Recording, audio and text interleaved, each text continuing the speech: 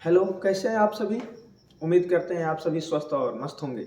आप सभी का भानु सर एकेडमी के ऑनलाइन प्लेटफॉर्म पे पुनः स्वागत है। और आज की इस क्लास में हम उपस्थित हैं एक नए टॉपिक के साथ। और आज की क्लास में हम बात करने वाले हैं सीआरपीएफ, हेड कांस्टेबल, मिनिस्ट्रियल और एएसआई के पदों पे प्रारंभ हुई परीक्षाओं के बारे में। यानी जो अभी सीआरपीएफ में परीक्षाएं प्रारंभ हुई हैं अलग अलग पदों की भर्तियों के लिए, उन परीक्षाओं से संबंधित बिंदुओं पे हम आज की क्लास में चर्चा करने वाले हैं। जैसा कि इस परीक्षा में जो आपका सिलेबस दिया गया है, उस सिलेबस के अकॉर्डिंग हम बात करें तो मुख्यतः जो एसएससी जीडी का सिलेबस होता है उसी की तरह ही इसका भी सिलेबस, लेकिन यहाँ पे प्रश्नों की संख्या यानी जो 4 पार्ट में प्रश्न है वो कह लीजिए मुख्यतः 25-25 क्वेश्चन, यानी हिंदी या इंग्लिश जो आपको सेलेक्ट करना है उससे रिलेटेड 25 क्वेश्चन की बात करते हैं। उसके बाद से जनरल एप्टीट्यूड से संबंधित 25 क्वेश्चन, उसके बाद से रीजनिंग से संबंधित 25 क्वेश्चन और मैथ से रिलेटेड 25 क्वेश्चन। लेकिन सबसे ज्यादा जो अभ्यर्थियों के मध्य कह लीजिए कि डाउट वाली बात रही वो कि ये जो जनरल एप्टीट्यूड वाला टॉपिक है, क्या इससे जीके जीएस या करंट अफेयर्स के क्वेश्चन पूछे जाएंगे, उसको लेकर काफी सारे अभ्यर्थियों के मन में डाउट की स्थिति बनी हुई थी। लेकिन चूंकि अब परीक्षाएं प्रारंभ हो चुकी है और अभ्यर्थी परीक्षा दे करके आ रहे हैं, तो उन अभ्यर्थियों के अनुसार ये जानकारी कि हाँ, इससे जनरल एप्टीट्यूड का जो टॉपिक है इससे जीएस और जीके के प्रश्न पूछे जा रहे हैं। तो आज हम उन्हीं के आधार पे बात करने वाले हैं कि ये जो जनरल एप्टीट्यूड का टॉपिक है जिसके अंतर्गत जीएस, जीके और करंट अफेयर्स के प्रश्न पूछे जा रहे हैं, इसके महत्वपूर्ण टॉपिक कौन कौन हैं जिनसे मुख्यतः प्रश्न पूछे जा रहे हैं, ताकि आप आने वाली परीक्षाएं यानी जिनका आगे नेक्स्ट सेशन में, नेक्स्ट के लिए सत्र में जिनका परीक्षाएं हैं वो अधिक से अधिक स्कोर कर सकें। तो हम लोग बात करेंगे कि किन किन टॉपिक से रिलेटेड आपसे प्रश्न पूछे जा रहे हैं और किन किन टॉपिक्स को आप तैयार करके जाएंगे जिससे ज्यादा से ज्यादा आप स्कोर करके आ सकते हैं। तो आइए एक एक करके बात करते हैं उन टॉपिक के बारे में जिनसे प्रश्न पूछे जा रहे हैं। तो सबसे पहले नंबर पे अगर हम बात करें तो सबसे ज्यादा जो प्रश्न पूछे जा रहे हैं वो करंट अफेयर्स से पूछे जा रहे हैं और उसके अलावा जो स्टैटिक, जीके का टॉपिक है उनसे प्रश्न पूछे जा रहे हैं। अब तक की जो परीक्षाएं हुई हैं उनके आधार पे कहें करंट अफेयर्स के मुख्यतः 5 से 6 प्रश्न पूछे जा रहे हैं, जबकि स्टैटिक जीके से भी लगभग 5 से 6 प्रश्न पूछे जा रहे हैं। इनके अलावा अलग अलग जैसे राज्य व्यवस्था की बात करिए, संविधान और ज्योग्राफी कहिए, हिस्ट्री कहिए, इनसे भी रिलेटेड एक आध प्रश्न पूछे जा रहे हैं। लेकिन सबसे बहुतायत में जो प्रश्न पूछे जा रहे हैं वो करंट अफेयर्स और स्टैटिक जी से संबंधित प्रश्न पूछे जा रहे हैं। तो आइए हम उन बिंदुओं पर बात करते हैं जिनसे सबसे ज्यादा प्रश्न पूछे जा रहे हैं। तो अगर हम बात करें करंट अफेयर्स की, तो करंट अफेयर्स में प्रश्न पूछे कहां से जा रहे हैं, तो मुख्यतः जो करंट अफेयर्स के अब तक प्रश्नों की प्रवृत्ति रही है उसमें जो नवीनतम करंट अफेयर्स है, नवीनतम मतलब मुख्यतः 3 से 6 महीने के अंदर के जो करंट अफेयर्स हैं उनसे ज्यादातर प्रश्न पूछे जा रहे हैं। जैसे अभी बजट जो पेश हुआ है फरवरी के महीने में, उस बजट से भी रिलेटेड प्रश्न आपसे पूछे जा रहे हैं। तो आप मुख्यतः एग्जाम में जाने से पहले मुख्यतः कम से कम 3 से 6 महीने के अंतर्गत के जो करंट अफेयर्स हैं उनको पढ़ करके जरूर जाएं, अवश्य जाएं। तो आइए हम उन बिंदुओं पे बात करते हैं। जैसे नवीनतम जो समसामयिक यानी करंट अफेयर्स की घटनाएं हैं उनमें हम किन किन बिंदुओं पे विशेष गौर करें, विशेष हम ध्यान दें तो अधिक से अधिक स्कोर कर सकते हैं। जैसे कि यहाँ पे करंट अफेयर्स की घटनाओं के अंतर्गत नवीनतम योजनाएं यानी जो अलग अलग राज्यों और केंद्र सरकार के द्वारा जो स्कीम्स प्रारंभ की गई हैं उन योजनाओं से रिलेटेड प्रश्न पूछे जा रहे हैं। उनके अलावा जो नवीनतम नियुक्तियां हैं यानी अलग अलग पदों पे, चाहे वो सुप्रीम कोर्ट से लेकर के और अलग अलग मंत्रालयों में जो नई नियुक्तियां हैं उन नियुक्तियों से संबंधित प्रश्न पूछे जा रहे हैं। उनके अलावा जो हाल के महीनों में विभिन्न राज्यों में कह लीजिए विधानसभा चुनाव हुए, उन विधानसभा चुनावों से संबंधित जो आंकड़े हैं, जैसे अभी हिमाचल प्रदेश, गुजरात और अन्य राज्यों में जो चुनाव के आंकड़े आए हैं यानी किस पार्टी को सबसे ज्यादा सीटें मिली और उनसे संबंधित जो विभिन्न तथ्य हैं, आंकड़े हैं, उनसे रिलेटेड प्रश्न पूछे जा रहे हैं या पूछे जाने की उनकी संभावना है। फिर अगर बात करें तो विभिन्न राज्यों में जो आयोजित होने वाले उत्सव हैं, मेले हैं या जो पर्व हैं उनसे रिलेटेड प्रश्न भी पूछे जा रहे हैं। अभी हाल ही में बहुत सारे राज्यों में जो नवीनतम उत्सव, मेला या पर्व के रूप में जिसका आयोजन, उनसे रिलेटेड कर लीजिए कि प्रश्न पूछे जा रहे हैं। तो आप एक बार कोशिश करिएगा कि परीक्षा में जाने से पहले उत्सव, मेला और पर्व से रिलेटेड जो टॉपिक है उनको एक बार पढ़ करके अवश्य जाए। फिर हम बात करें दूसरे बिंदु पे तो हमें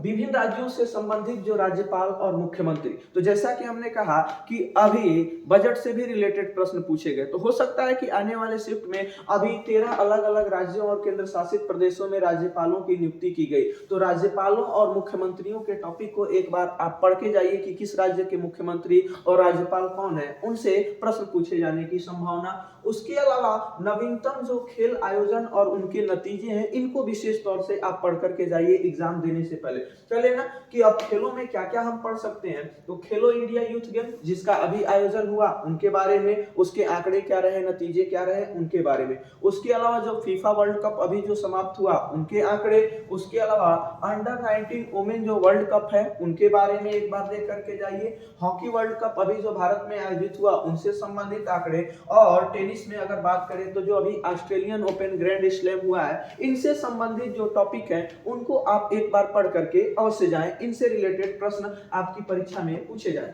उसके बाद से हम बात करें अगले टॉपिक की, अगले बिंदु की अगर हम चर्चा करें, तो जैसा कि यहाँ पे अगले टॉपिक पे हम बात करें, एक सेकेंड,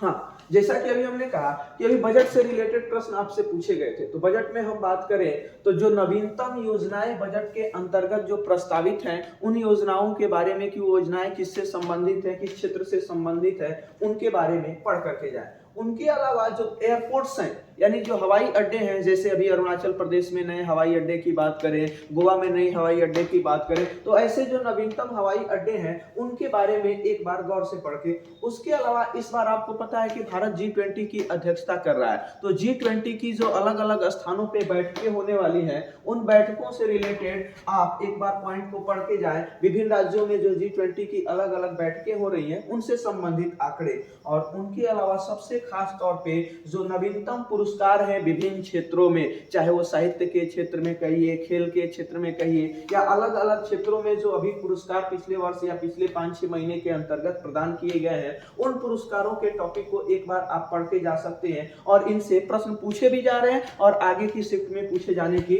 उम्मीद भी है, तो उनको आप एक बार पढ़ करके जाइए। फिर बात करें स्टैटिक जीके के अंतर्गत, तो स्टैटिक जीके के अंतर्गत वे टॉपिक जिनसे आपसे प्रश्न पूछे जा रहे हैं उनके बारे में यदि बात करें तो नदियों से रिलेटेड प्रश्न पूछे जा रहे हैं, नदियों से रिलेटेड प्रश्न आपसे पूछे जा रहे हैं, यानी नदी और नदी विवाद और उनसे संबंधित जो बांध हैं उनसे प्रश्न पूछे जा रहे हैं आपकी परीक्षाओं में। उनके अलावा जो जल राशियां हैं, जल संधियां हैं विभिन्न देशों और क्षेत्रों से संबंधित, उनसे आंकड़े या उनसे प्रश्न पूछे जा रहे हैं। उनके अलावा धर्म और दर्शन से संबंधित भी प्रश्न पूछे जा रहे हैं, और सबसे इंपॉर्टेंट कह लीजिए महत्वपूर्ण दिवस की बात करें तो ये तो एक ऐसा टॉपिक है जो हर एग्जाम में पूछा ही जाता है। तो अभी जो नवीनतम दिवस हैं और उनकी जो थीम है उनसे रिलेटेड आंकड़े आपकी परीक्षाओं में पूछे जा रहे हैं। और सबसे इंपॉर्टेंट यहाँ अगर संविधान की बात करें